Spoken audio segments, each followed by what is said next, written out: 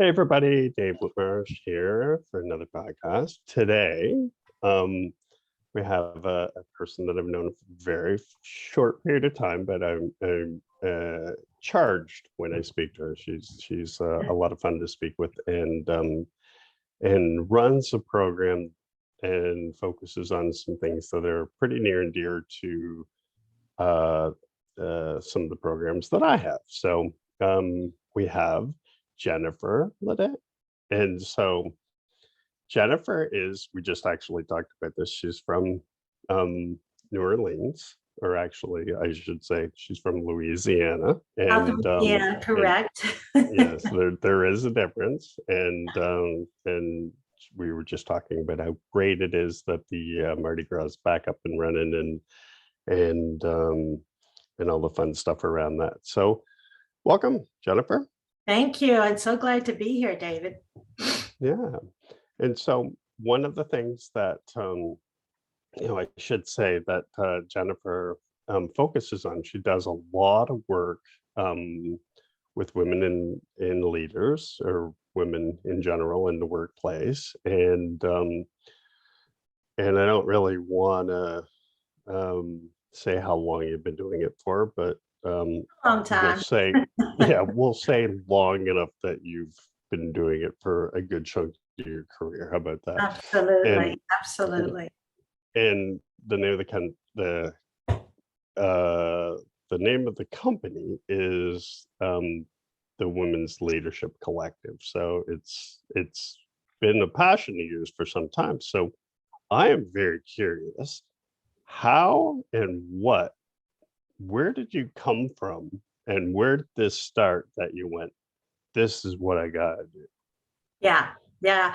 Great question. And, really, when I created this Women's Leadership Collective, it was as though I was scratching my own itch, to be honest. I started out my career approximately 100 years ago, it feels that way, as an HR director. So I call myself a recovering HR director. And believe me, I am still trying to recover from the trauma I experienced.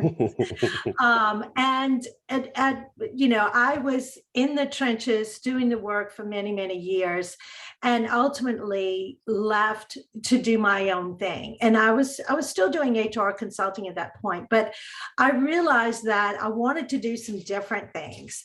And it was as though at one point I got this little tap on the shoulder saying, hey, you need to work with some women leaders who are going through a lot of the struggles that I have been going through. And specifically,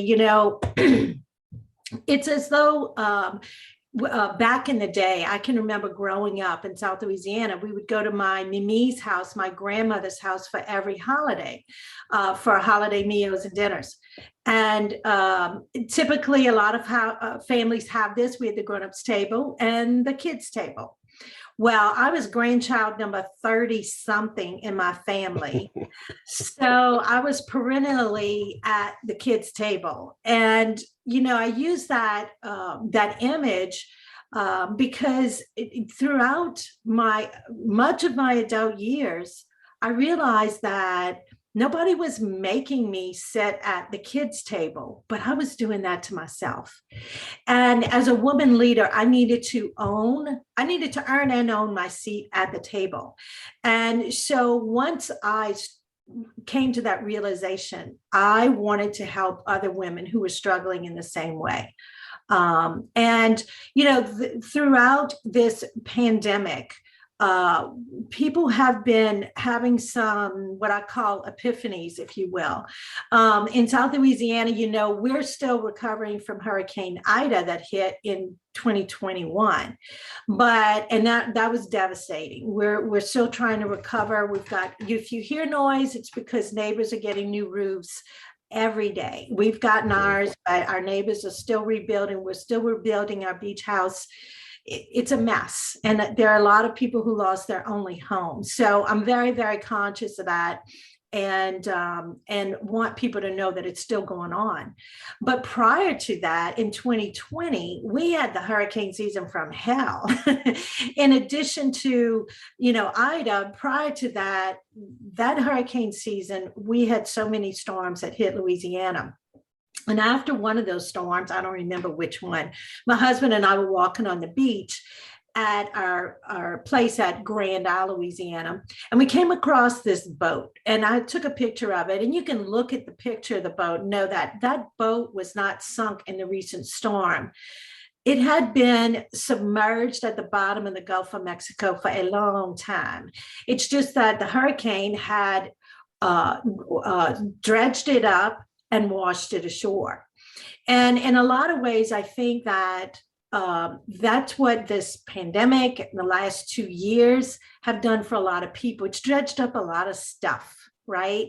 Mhm. And people are starting to question, and women in particular, the way they had been living and leading, and really starting to wonder, is this the way I really want to live my life? And, women, as we know, are leaving their jobs in record numbers right now. And so I think it's not a bad thing that we're questioning, because I'm all about being intentional. And so when these women kind of start to scratch their head and rethink things, that's where I come in. So I help them to be more intentional. In the Women's Leadership Collective, we look at how can we live and lead by design rather than default. Because a lot of times, if left to our own devices, most of us will kind of just operate on default mode or autopilot, right? And I to think me, that's humans in general, right? absolutely, absolutely. And in a way, the pandemic and all the stuff we've been through in the last 2 years have caused us to all to just kind of hit the pause button, right? And so, we don't want to sleepwalk through life. We want to be intentional, and that's the kinds of work that we do in the Women's Leadership Collective. So, so when you said something there, so instead of default, right? So just talk a bit about that word, about Yeah. what does that mean in your program? Yeah. Well, like we said, it's default mode, autopilot. It's first cousin to sleepwalking through life, and nobody wants that, right?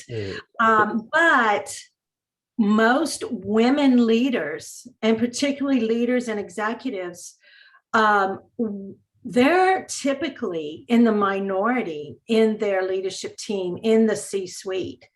And to be honest, they experience challenges that are different than their counterparts. It's just a fact.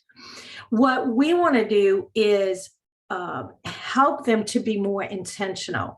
So, the old metaphor that you strive, you work so hard, you put in your hours, you pay your dues, you climb in the ladder of success, you get to the top only to find out that the ladder's been leaning against the wrong building the whole time, right? And so they wind up feeling, and believe me, I speak from experience, right? They end up disillusioned, definitely unfulfilled. They feel like they've missed a part of their lives. They might have messed up personal relationships. They might have poor health, and end up with some health issues as a result of it. They're just not lit up by their work anymore.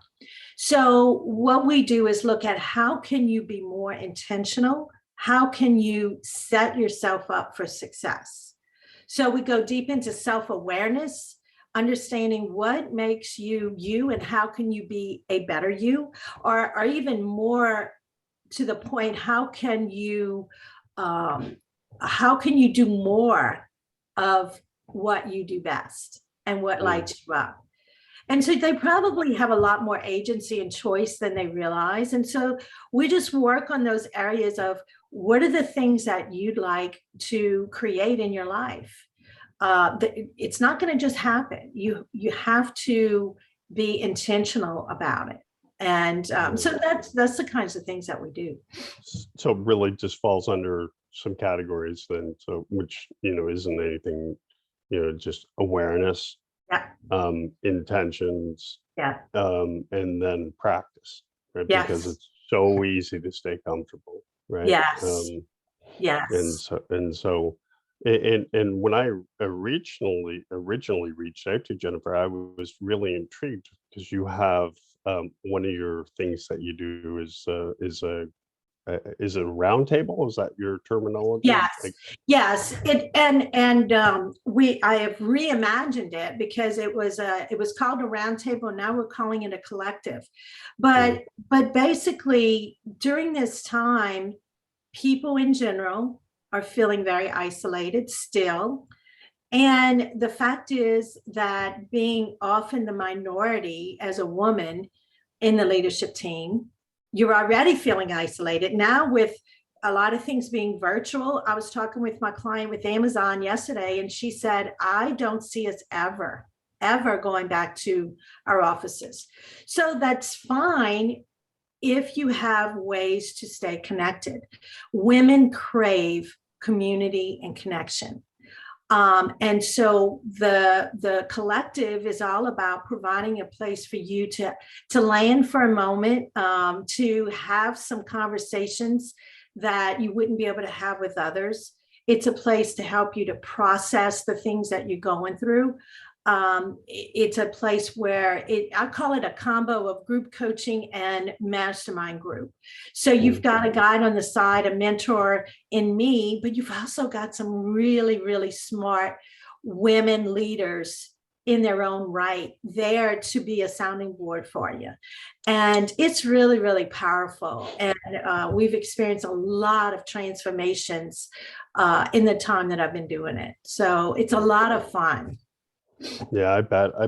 One of the things, and I know this is true for me, um, is just hearing the message the way that I receive it in is the different types. Sometimes it's all the difference in the world, right? Yeah. Like my wife often jokes. My wife is totally in tune with her inner self and understands things, but she's like, and she can tell me something and it doesn't resonate Mhm. necessarily, and Mhm. then oh, we'll watch a video or Brené Brown or something, on Mhm. YouTube together, and I'll go, oh my God, that makes total sense. And she just looks at me like, I just told you that like 2 days ago. And then well, now Exactly. she doesn't rub it in anymore. But sometimes it's just hearing it from Yeah. different framage or Oh different yeah. ways it comes at you.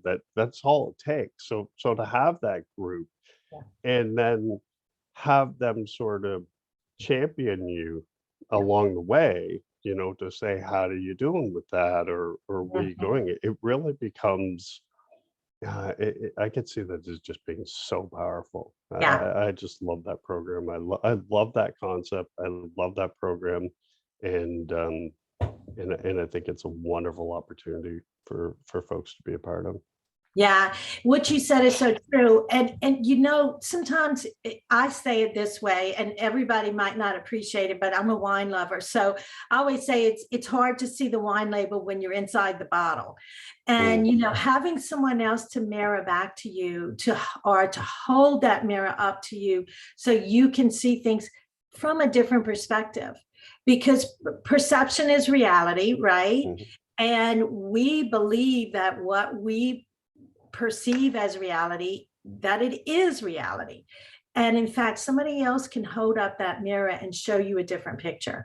So the women in the group, and like I said, it's powerful because I'm there as a mentor and a coach, and these other women are powerhouses. So they are the verbiage around it, the language that we use is that membership in this group is a commitment. You want to be committed to showing up. And it's not only for what you can receive, but it's for what you can contribute. So I want everybody to be contributing members because that is part of the deal, right? And so we have a lot of really good conversations, and it's a combination of accountability, cheerleading, celebrating, coaching, um, comforting at times, But it's a cool thing when someone's come to us with a challenge that they've needed help with, and then they can come back and say, y'all, this is what happened, it was so awesome. And then there's a celebratory moment there, and everybody feels pride in that. The thing that I've come to learn is that people want to have help. Women especially want to have that sounding board, but you know what, they also want to feel valued, like, hey, I was able to help her. I was able to give some of my insight and it helped her. It was insightful. It was inspiring. I was able to say, I have been there too. So you're not alone, that's powerful. Yeah. I don't know how long ago it was, maybe 12 years ago, the word vulnerability was thrown out a lot about coaches. And I'm a 52-year-old white guy, right? I should not show vulnerability. That's my impression. But the reality is that there's time and place for it. Yeah. And having a good network of people that you can connect with certainly gives you the opportunity to maybe if we take a look at the word vulnerable, some people look at it different ways, right? Like I think of, like, when I first thought of the word vulnerable, I was thinking of that poor guy that receives the kickoff returns, right? And he just stands there while 8,000 pounds come running trying to take his head off, right? And that to me is vulnerable. But the reality is, it's about just sharing your information, right? And whatever. Yeah. Well, and the fact is that, and then when you have a good network of folks that allow you to to be vulnerable in a safe environment. And I don't want to use that word lightly, but it's a non-judgmental environment. And the more you can be vulnerable in a group like that, the more you can be vulnerable in your leadership role. Because you know what, the more you're able to be vulnerable and really share your faults as well as your strengths, ironically, the more people will trust you. And trust is the foundation of our leadership. Trust is the foundation of our relationships, period. So when you can, take baby steps by sharing and being vulnerable in a safe group, you're going to be stronger and more able to do so when you're in your leadership role. And that is what builds those relationships and helps you to be more successful in your professional role. So and the other thing too, I think, I know I came up, I'm going to date myself now, but in my day, I put on the power suit and the pumps, and it was like a suit of armor almost to go to the. Well, you probably had shoulder pads. Oh, I definitely had shoulder pads. Oh, baby, did I have shoulder pads? So I did all of that stuff. But, it's like I literally, and this was painful looking back. It's like I checked my personality at the door when I got to the office. And that's a shame, because you know what? The organization did not get my full contribution. And I don't want to see people trying to compartmentalize their lives. We don't leave our personal selves at home when we go to work, whether we're Zooming or not, and we don't leave our professional lives at work. So if and a lot of women who are in my collective are using their professional development dollars from their organizations to pay for their membership, because the fact is that it is professional development on steroids. And if you're at the highest levels professionally, and you've got all the position, title, nameplate and all of that stuff, and your personal life is a train wreck, it's going to affect your professional life. and vice versa. So when you up level one area of your life, you up level all. So yeah, being vulnerable can be scary. I'm with you on that. But the more you can do it, the more people will relate to you as being human and therefore trust you. Yeah, and Jennifer, if you look at the, if you talk about having these peer groups, right, there's a reason why companies have advisory boards, Yes. right? Like, but there's no coincidence here. Like, you do need sounding boards, you need influence and opinions, right? There's it's common right throughout society. The highest performing people typically have these type of things. So yeah. It's totally at the top, whoever said that was not kidding. And you cannot talk to your team member about some of the things that you're dealing with, like you can with some group like this, as you said, a peer group, a sounding board. And there are just things that you cannot discuss. Coming from my HR background, I'm all about, we practice Vegas rules, what goes on in the collective stays in the collective. We have strong confidentiality rules about that, because we want people to feel comfortable to be able to share. And that is huge. Women crave that community and that connection. So what's interesting to me, you've got let's say 25 years at this, right? So what are some of the common missteps or things that you sort of see women sort of struggling with, or people that you've coached sort of struggling with, that they just can't seem to get out of their own way? I don't think I wrapped that sentence up very well, but I don't know how to do it without actually pretending like I know something. So I'll just throw it over to you. I'll take it from there. No, great question, actually, because a lot of the things that I see women doing now are the very things that I went through myself. Not wanting to, I mentioned that I'm from South Louisiana. Maybe you can detect a little accent. I don't think I have one, but give me a couple of glasses of wine and then you really hear it. I don't, but I kept a lot of that hidden. For many years, I was trying to mask my accent. I was trying to be this hyper professional person, which is not me at all. And I was trying to just be this caricature, or this image of this professional woman speaker and coach, and it just, it wasn't authentic. And I think the more we can embrace who we are fully, the more I believe that we were created the way we were created for a reason. And so my role in my life is to use my God-given gifts and talents to help others. And each of us has our own unique set of gifts and talents. And I look at my role as not putting in what was maybe I think was left out of someone, but rather my role is the joy of drawing out what might have been left in. So a lot of the mistakes I see is them trying to be something they're not, being inauthentic, not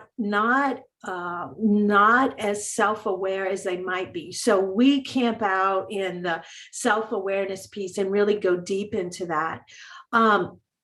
The other thing is about being intentional. So we all have a personal brand.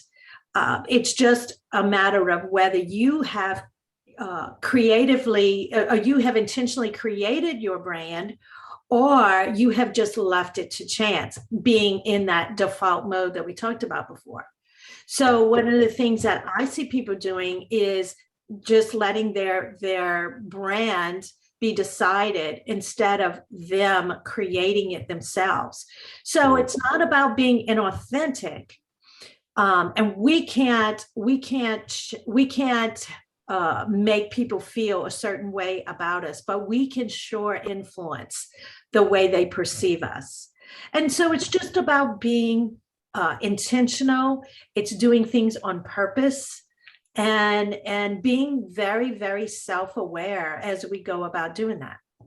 Yeah, So, there's nothing wrong if you got a part of your personality that's abrasive. Um, you know, then you know that's fine, right? Not saying that you should be abrasive, but own it, right? yeah. Don't and you know it reminds me of a story of a friend of my wife's. He refuses to do online banking, and he says, you know, I don't want people accessing my stuff, and you know, and it's like, you know, your stuff's already there, right? Like just because Yeah, you don't have access to it doesn't mean that they can't get to it, right? So you're exactly. so you're going to get a brand no matter what. That's It right. goes without saying. So make sure it's your brand, because Make when sure it's, you're your own self and you're the person you want to be, you yeah. know, you're a happier person, right? Absolutely. I just did a LinkedIn post, and because we just wrapped up Mardi Gras here in South Louisiana, and my thing is, I am out of the office during the Mardi Gras season. I don't apologize for it. It's non-negotiable. It is a part of who I am. My clients are totally on board with that. And there are certain things that if you can, embrace them, certain things about you and your personality. This is something I've told my clients for, like you said, 25 plus years. Awareness gives you options. So once you're aware of maybe a behavior that you're doing, or something that was before in your blind spot, once you're aware of it, now you have a choice. Do I want to continue doing that? Or do I maybe want to change that? That's up to you. And Mhm. my thing is, just so long as you're making that choice and it's intentional. But if you're unaware, then guess what? You could be leaving a trail of dead bodies in your wake and you'll never even realize it. Yeah, So yeah. for me, I'm always opting for more options. Well, So and you have to know where you're at, right? Like yeah, the not knowing is just, and how often do we all hear it? We hear excuses. Well, I can't do that. I have anxiety. Are you yeah, working on your anxiety? No, right? Or, you know, I can't do that. I have a bad back, right? Well, are you working on your back to strengthen it? right. No. Well, so there's every decision you make does have, there's a conscious thing, and you have to decide which way you want to go. Exactly. And and having a abrasive personality is something that you might want to reconsider, because it's not a very endearing trait, Exactly. right? But again, it's your choice, and Hmm. you will receive and reap the consequences of that choice. Yeah. And if you choose to make a change, then you'll receive the consequences of that as well. Hmm. But I always say this because we use self-assessments in everything that I do. I look at it as a starting point when I'm working with a client, to be able to say, okay, this is where you want to go, and this is where you are now. And so it gives us, we are able to see, okay, we have a gap here, and this is where we want to go. But inevitably, I want to be sure and point out to people that awareness will explain your behavior, but it will not excuse your behavior. Okay, so Right. your personality style, your behavioral style will explain your behavior, but it does not excuse it. So I'm not buying, well, this is just my personality style, or this is, no, boo, that doesn't fly with me.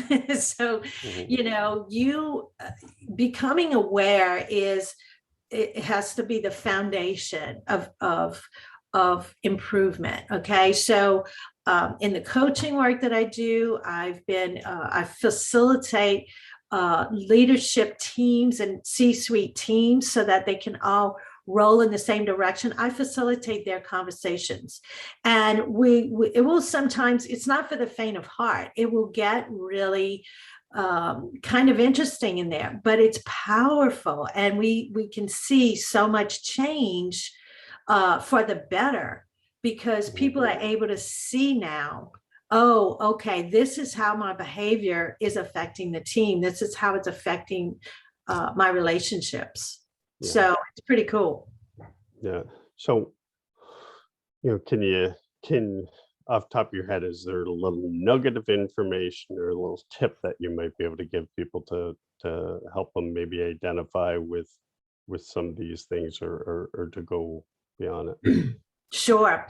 A lot of times women who that I work with, and frankly, men too. So this is not a gender specific tool that I offer, but a lot of times they come and they're just overwhelmed and they're stressed out, and that's not going to help anybody. Okay, being in that mode is not going to help anybody. And a lot of times, once we look at what are you really up against, what are you really dealing with, there are a lot of things that they're worried about, that they're stressed about, that they have absolutely no control over.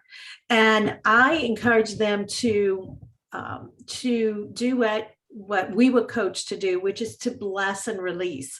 So when I have 3 kids who played anything and everything that involved a ball when they were in school. And so at the beginning of the sports season, or the beginning of the school year, frankly, when they were in high school, they had a mandatory parents meeting for all student athletes. And one of the counselors asked us every year that when they were coaching our children, they asked us to bless and release them to their care. And we kind of, frankly, the parents got a little snarky about it. We were like, bless and release, because sometimes we didn't always love the things that were going on. But it's a powerful mantra if you think about it. If there's a situation that is completely outside of your control, what is worrying about it going to do? What is stressing about it going to do? If you can mentally say, or even out loud say, bless and release, that can be a powerful thing, and it can lighten your load. And David, I want to give your listeners a website, because I have created a downloadable PDF for anyone who would like to receive it. And if they go to jenniferledet.com/influence. So it's Jennifer, LEDET.com/influence. And this is a really powerful tool. So it'll help you to see what are the things I can control, and what are some action steps that I can create right now to help me to move, make some progress in this area. What are the things that I don't have complete control over, but I could influence? And then there are some steps you can take. And then what are the things that are just completely out of my control? So it's a cool tool. I offer it with my compliments, and I would love to hear from people if they have any questions or input or feedback on. Yeah, and I'll put that link in the description Okay, too, cool. just in case somebody's listening without a pen handy. So. Yeah. And awesome. well, they do say, Jennifer, that you can't control what happens. You can only control your reaction to it. Exactly. And that has, had to be our mantra, our thing that we repeat over and over again as we're trying to recover from a hurricane and a pandemic. And I know there are many, many people who have suffered this year in the last 2 years, not to mention all the wildfires and the natural disasters and all the different things. We can't control so much. We can only control how we respond to it. And my goal for myself personally is that I want to be able to lead with grace. It's not enough to get through it. I want to do it with grace and dignity. So, and I want to help others to do the same, because we can do more, we can do better than just to survive, you know. And yeah, we're going to have to dig deep, but we can do that. Yeah, and it's sometimes it's just about taking advantage of the opportunities that are there. Yeah. My 21-year-old stepson, he used to always say, well, I don't want to run a company, right? And I'd say, why are you saying that?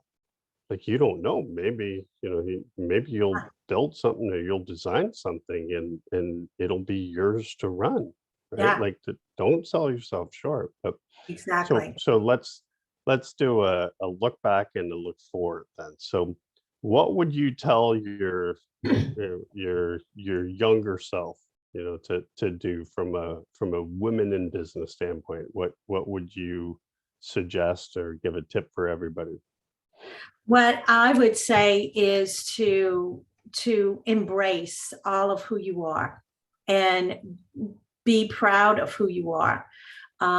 It's it's such a shame how we feel like we can't be our authentic self so many times, and I regret that I um, just did not feel comfortable enough to do that.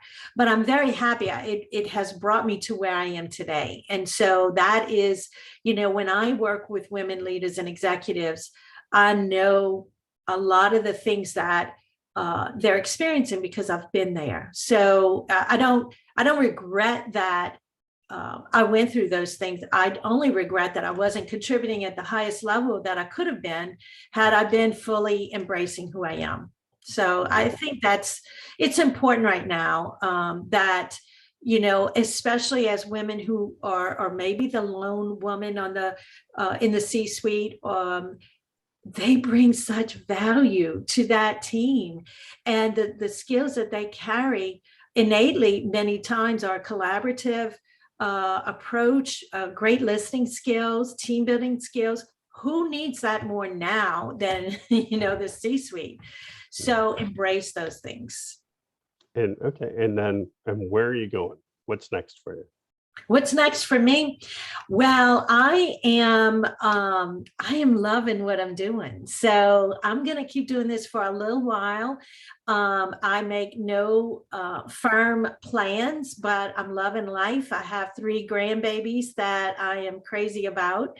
So I have built my business to wrap around the lifestyle that I want to live.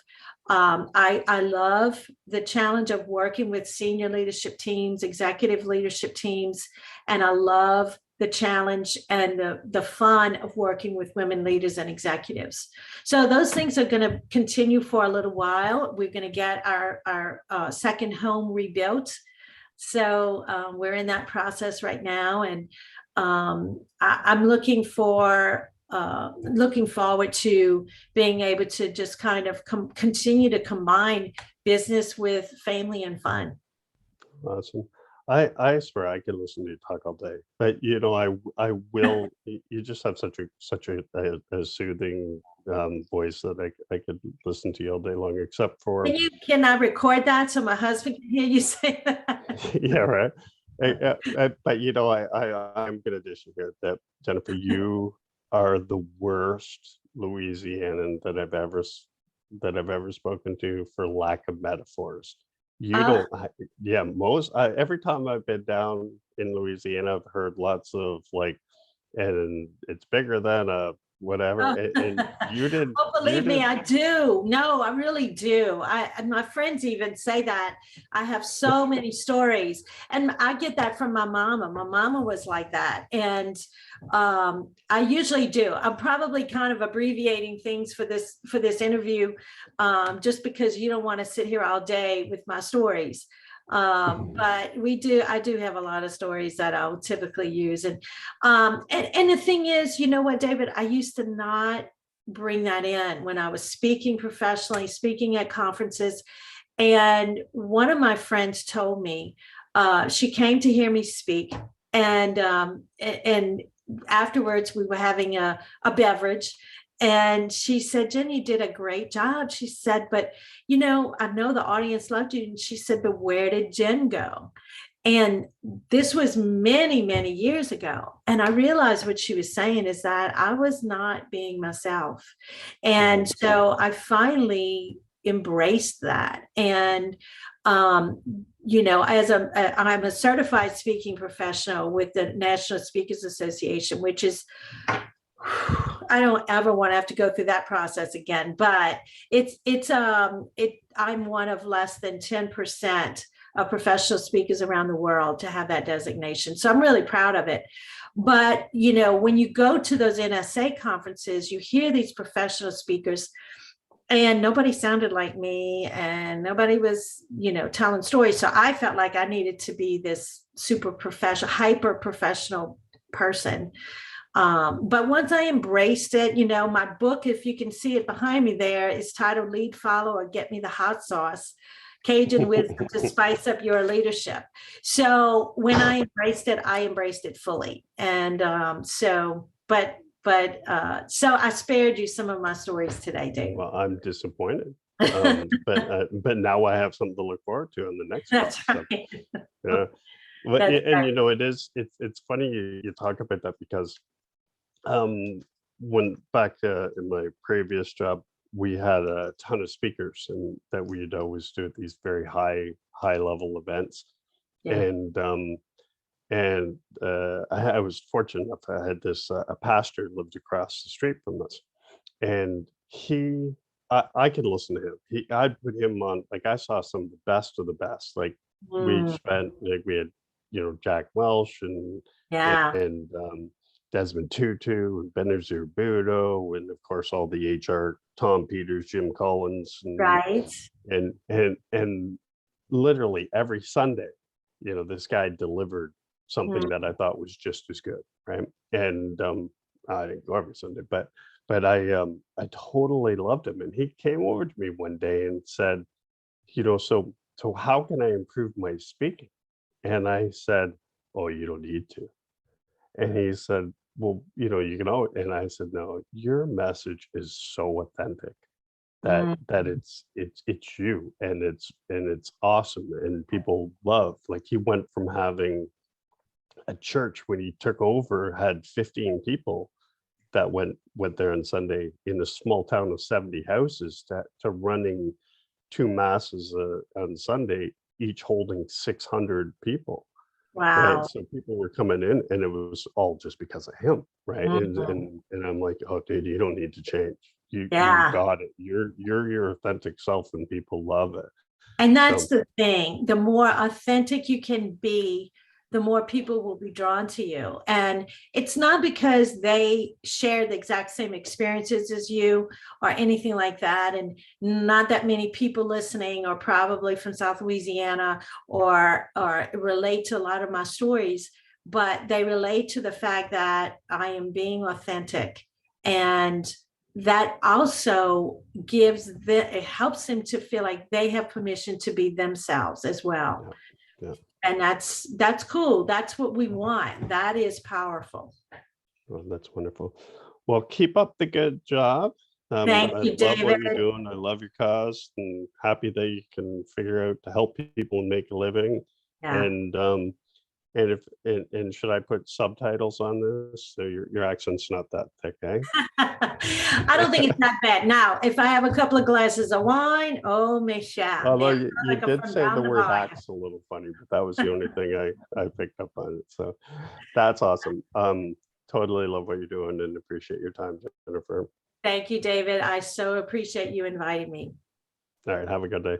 Thank you. You too.